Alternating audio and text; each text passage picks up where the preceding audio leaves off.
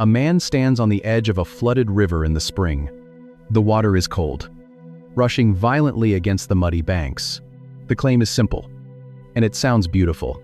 People say that God says, "Do not fear," exactly 365 times in the Bible. He knows that an unarmored, untrained infantry does not survive a frontal assault on a fortress city. The dread pooling in his stomach is not a lack of faith. It is basic mathematics. Then the voice of the Creator cuts through the roar of the flooding river. "Have I not commanded you? Be strong and courageous. Do not be frightened, and do not be dismayed, for the Lord your God is with you wherever you go." Listen to what is completely missing from that declaration. God does not hand Joshua a siege blueprint. God does not provide battering rams.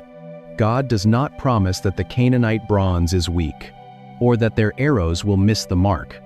He offers zero tactical advantage. He offers exactly one thing: his own presence. The command is not a strategy to bypass the danger.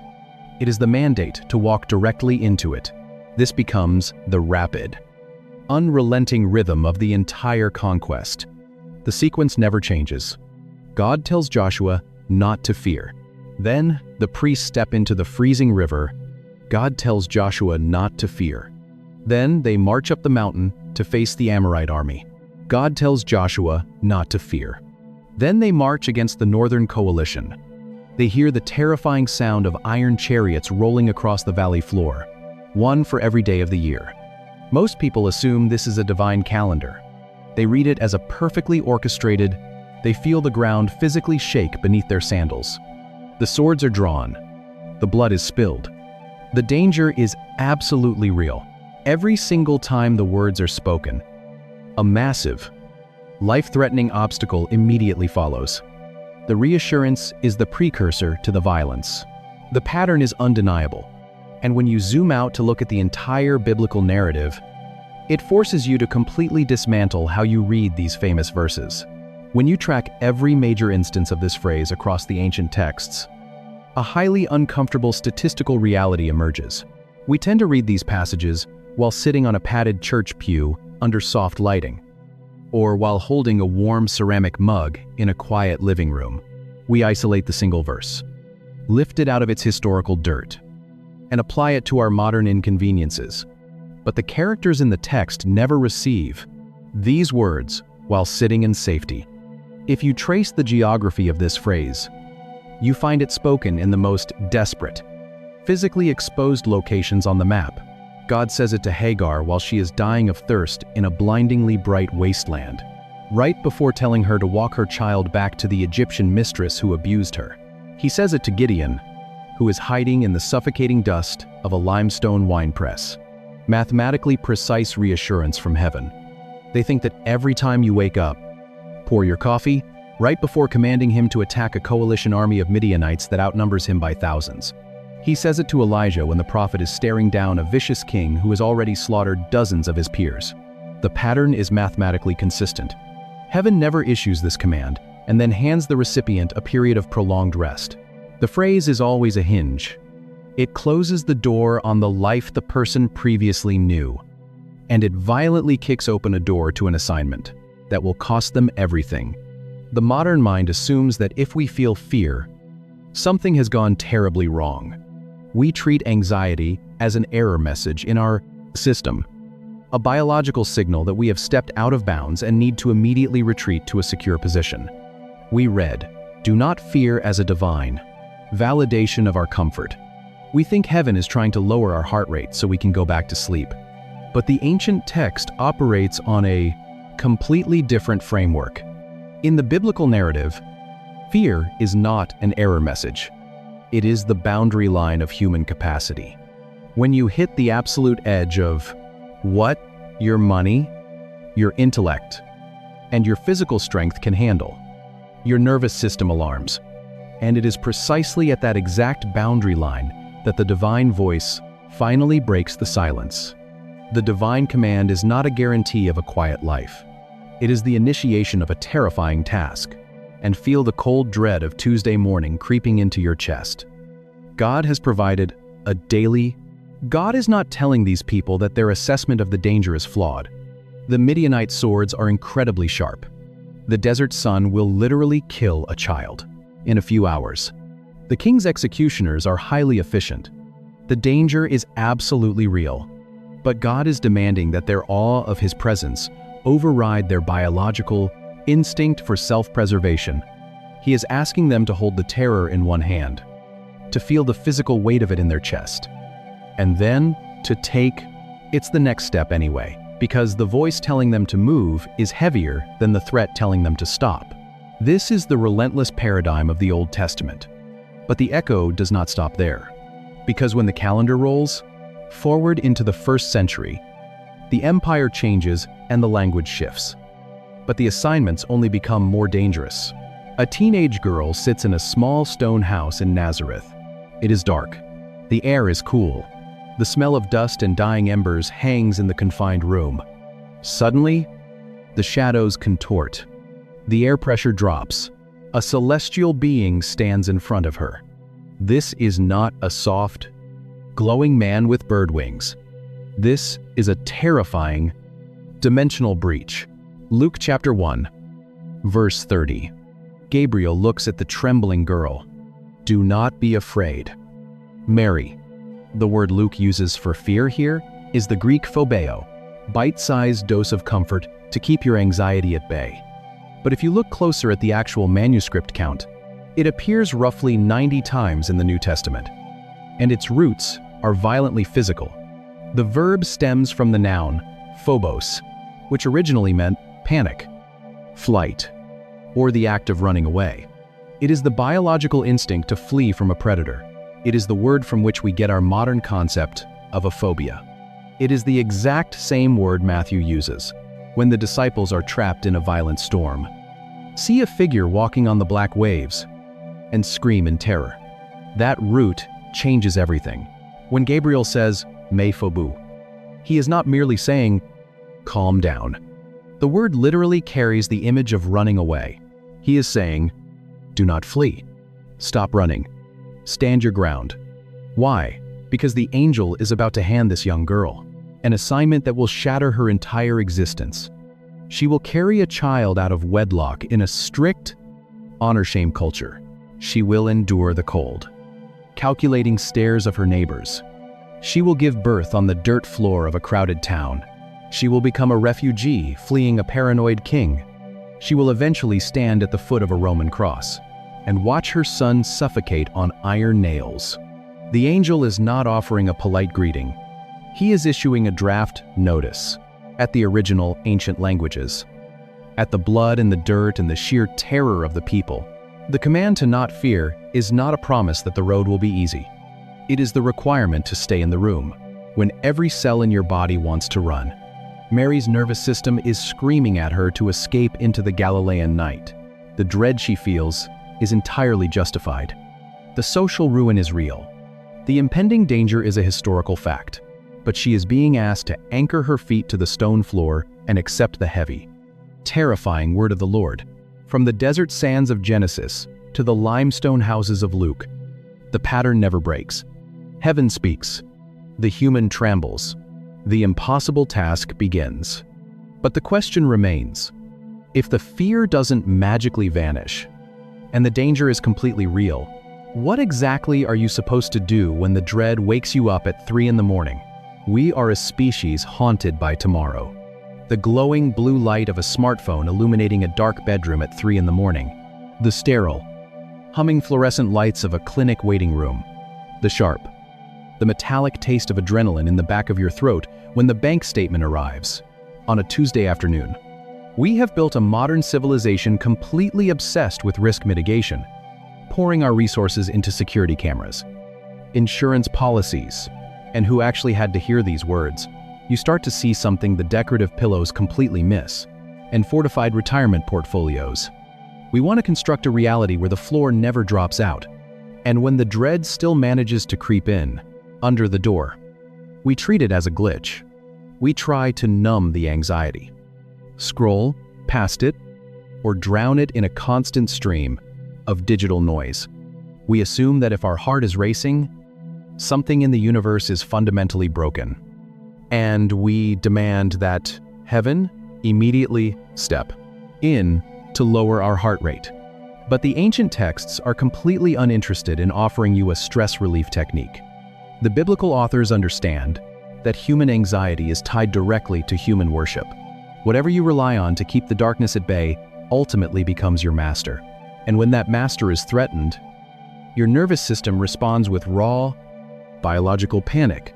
If your ultimate security is anchored to a volatile economy, a market correction will feel like a death sentence. If your peace is tied to the approval of a specific social circle, a single, misplaced rumor will literally crush your lungs. Worry is not a random psychological misfire. It is the natural consequence of being your own savior. The scriptural antidote is entirely counterintuitive. Heaven does not remove the threat, and heaven does not promise that the worst-case scenario will never happen. Instead, heaven introduces a much heavier reality. You are commanded to replace the panic of the prey with the absolute awe of the creature. The command to not be afraid is not a promise of safety. It is the prerequisite for an impossible task. You do not survive the flooded river by pretending the water is shallow. You survive it by fixing your eyes on the God who commands. The current, the anchor that holds the human mind steady in the middle of a storm, is not the belief that the storm will suddenly stop. It is the terrifying, staggering realization that the one who spoke the cosmos into existence is standing in the room with you. You transfer your reverence from the thing that can kill you to the God who holds your breath in his hands. We spend decades trying to build walls high enough to keep the fear out. But if you gather all these ancient moments together, every desert, every storm, every mountain, you realize the wall was never the point. An old man stood outside a goat-hair tent expecting an assassination, and he found a divine shield. A trapped nation stared at a slaughtered sea, and the water collapsed on the empire. A commander stood on the muddy bank of a flooded river, and the current stopped for his feet. A judge hid in a dusty limestone winepress and stepped out to shatter a coalition army. We want a God who pats us on the head and tells us the dark isn't real. A prophet cowered in a limestone cave from a violent queen, and God met him in the whisper. A teenage girl faced social ruin in a darkened room and became the mother of the Messiah. A boat full of fishermen screamed at a ghost on the black waves and found the anchor for their souls. One thread, one story. But maybe the part that stays with me most is Abram in the freezing desert night. He is sitting outside that tent, listening to the wind, knowing the kings of the east are still out there. He has no fortress. He has no standing army. And heaven does not hand him a sword or a blueprint for a stone wall. Heaven simply demands that his awe of God outlast his dread of the arrows. If you are in a season where the dread wakes you up at 3 a.m, where the medical report or the financial collapse feels like a massive, impenetrable wall, Genesis chapter 15 is a place to sit. The divine voice does not promise that the Canaanite bronze is weak or that the storm will immediately pass. We want to guarantee that the bank account will fill up, the diagnosis will be clear, and the relationship will hold. The answer is not the absence of the danger. It is the presence of the shield. If this reached something in you, subscribe and leave a comment. Even one word helps. Share this with someone who is standing on the edge of their own impossible task. Pray for us as we keep digging into these texts. And may the God who has never once abandoned his people in the dark walk with you through your own flooded river and bring you out the other side carrying a courage you could not have forged on your own. And just across the water sits a fortress city with stone walls thick enough to run chariots on. We think, "Do not fear" means nothing bad will happen. But the ancient text is diagnosing something much deeper about the human condition. Fear is not just a random emotion. It is an orienting force. It dictates where you step, what you hide from, and who you ultimately serve. To find out what heaven actually means when it tells a human being not to panic, you have to stop counting English translations. You have to step into the 1st century, into the Bronze Age, into moments where human beings were trembling so violently they fell on their faces in the dirt. And the place to start is not a daily devotional. The place to start is the night a wealthy but desperate nomad walked out of his tent, looked up at a sky heavy with stars, and realized that a promise from God is a very dangerous thing to hold. The math simply does not work. If you open a standard English translation, flip through the tissue-thin pages, and highlight every single instance of the phrase, "Fear not" or "Do not be afraid," you will not reach the end of the year.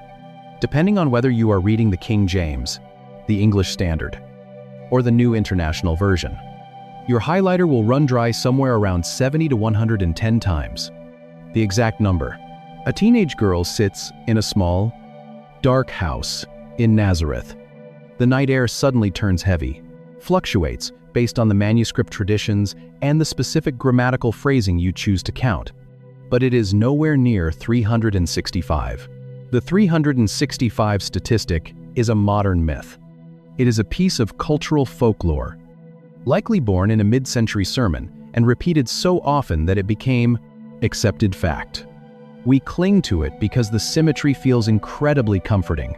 We live in a world governed by Chronos, the steady, ticking, unrelenting march of 24-hour days. We wake up to the blare of a digital alarm. We sit under the harsh fluorescent lights of a Monday morning commute. We feel the cold knot of anxiety in our stomachs when the phone vibrates at midnight. We want to guarantee that for every single one of those sunrises, heaven has issued a preemptive strike against our anxiety. We want a neatly packaged daily affirmation to keep the dread at bay. But the ancient authors are not writing daily affirmations. When you strip away the English idiom and look at the actual landscape of the biblical text, a completely different pattern emerges. The command to not fear is never distributed evenly across a calendar.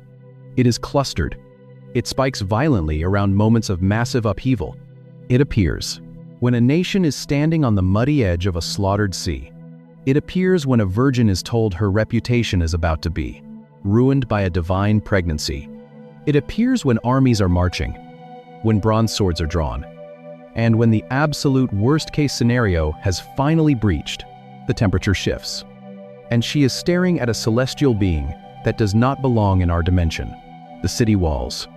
In the ancient Near East, fear was not merely an internal psychological state.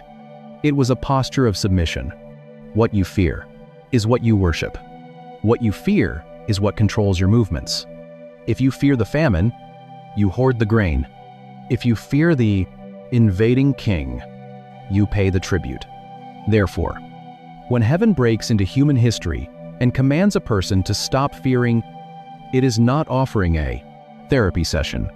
It is demanding a transfer of sovereignty. The instruction to stop fearing is not a sedative meant to calm your nerves.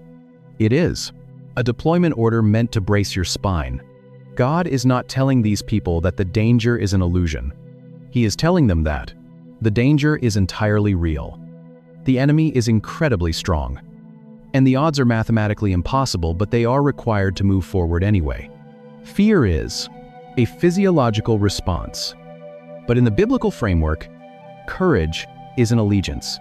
You are commanded to ignore the screaming of your nervous system because you have received a word from an authority that outranks your circumstances. To understand the sheer weight of this demand, you have to trace the thread all the way back to the beginning. You have to find the very first time the creator of the universe looks at a human being and tells them to stop being afraid. And the detail that changes everything is what happens right before the words are spoken. A prophet hides in the back of a limestone cave, his face covered by a rough cloak. The desert air is freezing. The adrenaline of the ambush has finally worn off, and the silence of the night settles heavily over the camp. A man sits in the dark, listening to the wind pull at the rough goat hair fabric of his tent, waiting for the retaliation he knows is coming. This is Abram in Genesis chapter 15. He has just done something incredibly dangerous. With a ragtag militia of exactly 318 servants, he chased down an alliance of 4 powerful Mesopotamian kings. He attacked them in the dead of night, scattered their armies, and rescued his captive nephew, Lot. He won the skirmish, but Abram is not a fool. He knows exactly how the ancient Near East works. Empires do not forgive. Kings do not forget. He is an old man with no heir. He is a wealthy nomad with no fortress. He is a temporary victor, waiting for a permanent slaughter. Every shadow moving across the sand outside his tent looks like an advancing army. Every snap of a dry twig sounds like a drawn bow. The dread he feels in his chest is not a phantom anxiety. It is cold, calculated, historical reality. He is completely exposed, and in that exact moment, the word of the Lord comes to him in a vision. The creator of the universe breaks the silence and speaks a phrase for the very first time in recorded scripture. Do not be afraid. Abram, notice what heaven does not do. Listening to a wind so violent, it is literally tearing rocks from the mountain. They are standing at the absolute edge of their capacity. God does not hand Abram a blueprint for a stone wall. He does not provide him with a standing army. He does not even promise that the warlords of the East will not march back to wipe his name from the earth. Instead, God offers a metaphor. I am your shield, your very great reward. This is not a promise of a quiet life. It is the declaration of a divine perimeter. Abram walked away from the king of Sodom's money, and God became his wealth. Abram angered the most violent men in the region, and God became his armor. Abram stood utterly unprotected in a foreign land, and God became his atmosphere.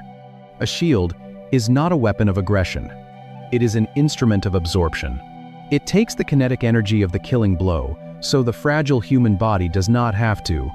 God is telling Abram that the arrows are still out there in the dark, but the wood and the iron will have to go through the divine before they can touch the mortal. This solitary night under the stars sets the genetic code for every time God will tell a human being not to panic for the rest of history. But to understand the true weight of what Abram was being asked to do, you have to look at the exact Hebrew word God spoke into the desert wind. Because the ancient language reveals that fear is not just an emotional reaction, the floor has dropped out. The reality they knew just evaporated. And in every one of these moments, in the original language of Genesis chapter 15, when God tells Abram not to be afraid, the command is built around a verb that carries a startling double edge. The word our English translators render as fear here is the ancient Hebrew yareh. It appears over 300 times in the Hebrew scriptures, and its historical usage shatters how we usually think about human anxiety. In a purely physical sense, yar means to be genuinely terrified, to feel the blood physically drain from your face. When you hear the sound of an approaching army, but as you track this route across the biblical scroll, it takes on a massive, almost gravitational weight. It means to stand in absolute, staggering awe. It means to recognize a supreme authority and bow your neck in total reverence. You see this dual meaning perfectly in the book of Exodus, when the Israelites are trapped on the muddy banks of the Red Sea, listening to the crack of Egyptian whips and the thunder of Pharaoh's chariot wheels. They are terrified. They experience yareh. But hours later, after the water collapses and washes the empire away, Exodus 14:31 records that the people saw the great power of the Lord. The exact same words break the silence. Do not be afraid. You have probably heard the statistic, and they feared him. Same Hebrew word, same physiological weight in the chest. The panic of the prey is suddenly replaced by the awe of the creature. It is the exact same word Solomon chooses in Proverbs when he declares that the fear of the Lord is the beginning of wisdom. If realizing how much depth is lost in our English translations is stirring up questions you have never considered, you're exactly who this channel is for. Drop a thought in the comments and hit subscribe, because every week we go deeper into the text than you knew was possible.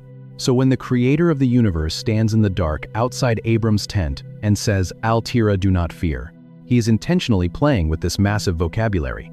He is not handing Abram a psychological coping mechanism to help him sleep comfortably on the hard desert floor. He is orchestrating a collision of authorities. The kings of the East possess chariots, bronze spears, and a documented history of slaughtering their enemies. They demand yareh. They demand that Abram organize his entire life, his sleeping habits, and his future around the threat of their violent return. But God steps into the cold night air and demands that Abram shift his gaze. The command is not a request for emotional numbness. It floats around social media feeds every January. It gets printed on decorative coffee mugs. It is the climax of 1,000 Sunday morning sermons. It is a demand for a transferred allegiance. You do not conquer the dread of the world by simply pretending the iron arrows do not exist. You conquer it by staring at the divine shield until the warlords of the earth look incredibly small by comparison. And this exact dynamic, the requirement to look at the impossible obstacle and step toward it anyway, is about to define the entire history of the nation. Abram will father. Moses is dead. The weeping on the plains of Moab has finally stopped. The wind blows fine desert dust across a camp of 2 million people. Joshua stands on the eastern bank of the Jordan River, staring at the water. It is spring. The river is at flood stage. It is a brown, violent churn of mud and foam, tearing at the riverbanks. The crossing is physically impossible, and just a few miles beyond the water sits Jericho. You can almost see the heavy stone walls from the river. You can hear the massive, iron-reinforced gates grinding into the earth. You can picture the seasoned Canaanite soldiers pacing the high ramparts, watching the horizon, waiting for the nomads to make a fatal mistake. Joshua is a military commander. He knows the tactical reality. He remembers the 10 spies who returned 40 years earlier with their blood running cold. He remembers the sheer panic that infected the entire camp.